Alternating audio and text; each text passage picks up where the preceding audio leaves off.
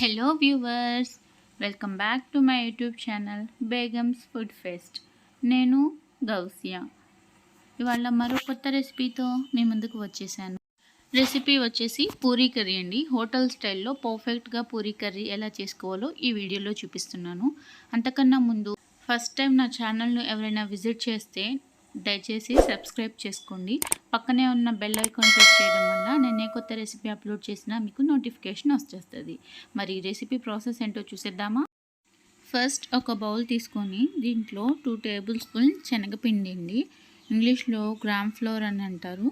అవి 2 table spoon తీసుకొని కొంచెం వాటర్ వేసుకొని ఉండలు లేకుండా మంచిగా కలుపుకోవాలండి. ఇలా కలుపుకొని పక్కన పెట్టుకొని తర్వాత స్టవ్ ఆన్ చేసుకొని కడాయి పెట్టుకోవాలండి.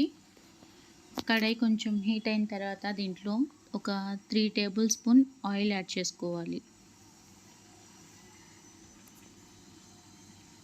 ఆయిల్ హీట్ అయిన తర్వాత దీంట్లో ఆవాలు వేసుకోవాలండి. ఆవాలు కొంచెం చిటపటలాడిన తర్వాత దంచిన చిన్న అల్లం ముక్క వేసుకొని కొంచెం వేపుకోవాలి. ఇవి వేగిన తర్వాత 2 ఎండుమిర్చి కట్ చేసుకున్న వేసుకొని అది కూడా కొంచెం రెడ్ అయిన తర్వాత పెద్దగా కట్ చేసుకున్న ఉల్లిపాయ ముక్కలు, పచ్చిమిరపకాయ ముక్కలు వేసుకొని దీంట్లో కొంచెం ఒక 1/2 టీ స్పూన్ పసుపు, టేస్ట్కి సరిపడినంత సాల్ట్ వేసి ఇవన్నీ మిక్స్ అయ్యేలాగా కలుపుకోవాలి. ఇలా అన్నీ మిక్స్ అయ్యేలాగా కలుపుకున్న తర్వాత ఆనియన్స్ మగ్గడానికి ఒక 2 మినిట్స్ లిడ్ పెట్టి వేపుకోవాలండి. 2 మినిట్స్ తర్వాత లిడ్ తీసి చూస్తే ఆనియన్స్ కొంచెం స్మూత్గా అయి ఉంటాయి. ఇప్పుడు ఇలా స్మూత్ అయిన దాంట్లో కొంచెం కర్రీ లీవ్స్ వేసుకొని తర్వాత ఒక పెద్ద సైజ్ కట్ చేసుకున్న టమాటా ముక్కలు వేసుకొని కలుపుకోవాలి. టమాటా మగ్గడానికి ప్లేట్ లిడ్ పెట్టి ఒక 2 మినిట్స్ వేపుకోవాలి. 2 మినిట్స్ తర్వాత టమాటాలు మగ్గిపోతాయండి. దీంట్లో బాయిల్ చేసుకొని ఉంచుకున్న ఒక పెద్ద సైజ్ పొటాటో వేసి మంచిగా మిక్స్ చేసుకోవాలి, అన్నీ కలిసేలాగా ఆనియన్, పొటాటోస్ ఇవన్నీ ఇలా కలిపిన తర్వాత గరం మసాలా ఒక టీ స్పూన్ గరం మసాలా వేసుకొని ఒక 1/2 గ్లాస్ వాటర్ అండి, ఇవన్నీ మంచిగా మిక్స్ అయ్యేలాగా 1/2 గ్లాస్ వాటర్ వేసుకొని కలుపుకోవాలి.